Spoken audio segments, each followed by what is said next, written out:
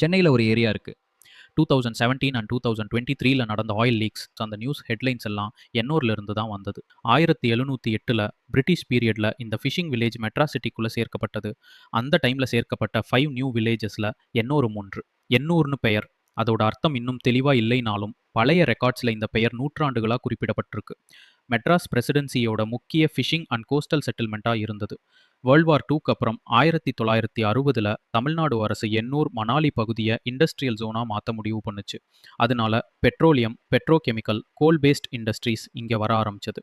1970ல் Ennore thermal power station, Madras ஸ்டேட்டோட first coal based power plant. Avadi, Ambattur, Sembiam, Tiruvottiyur, Ennore சேர்ந்து auto பெல்ட்டா டெவலப் ஆனது. 1999ல் இந்தியாவோட முதல் corporatised port Kamarajar port. Coal, petroleum, cars எல்லாம் ஹேண்டில் பண்ணுது. நார்த் சென்னையோட எக்கனாமிக் பவர் ஹவுஸ்.